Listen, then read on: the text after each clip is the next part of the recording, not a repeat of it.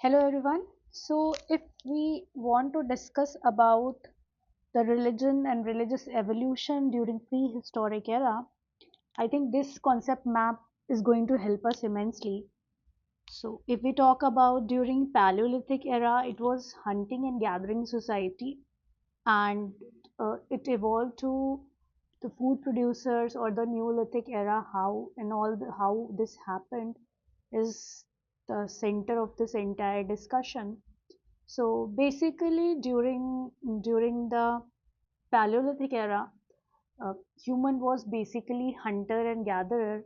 His entire quest was all about collecting food and focused on survival.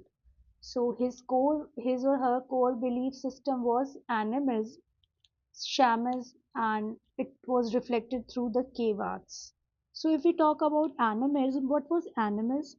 Animism was basically a belief that spirits inhabit all objects, animal, plants, and natural phenomena. It's like कि हर चीज, हर object which is in and around you have some sort of spirit in it.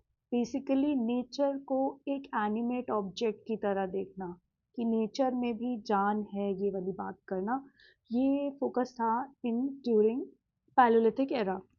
If we talk about shamans basically क्या थी, एक spiritual practice थी. What kind of spiritual practice? जहाँ पर hunting gathering society जो है, उनके पास रिचुअल्स होते थे या पावर होती थी कि वो डिफरेंट स्पिरिट्स को समन कर पाए, बुला पाए उन्हें, और उनसे अपने जो भी उनके रिचुअल्स हैं उनको परफॉर्म कर पाए. ये ही जो रिलीजन का फॉर्म होता है ड्यूरिंग पैलियोलिथिक, ये इवॉल्व करता है ड्यूरिंग द न्यूलिथिक एरा, जहाँ पर society was much more settled due to agriculture and all other developments. And what all was happening, अब शुरुआत होती है फर्टिलिटी वर्शिप की. Now the deities, the concept of mother goddess in agriculture, in the harvest, ये सब evolve होता है. And यहाँ पर आइडिया आता है, जो हमारा एनिमिज्म का कॉन्सेप्ट है, वो बेसिकली एंसेस्टर्स वर्शिप के फॉर्मेट में दिखाई देने लग जाता है. और क्या होता है, हमारे पास आगे मेगालिथिक स्ट्रक्चर्स आते हैं. मेगालिथिक स्ट्रक्चर्स जहाँ पर ह्यूज स्टोन टूल्स को यूज़ किया जाता है दिखाने के लिए कि ह्यूमन के फेथ कैसे वर्क कर रही है. सो बेसिकली जो प्री हिस्टोरिक रिलीजन है, वो बेसिकली सर्वाइवल का रिलीजन है. कैसे सर्वाइवल का?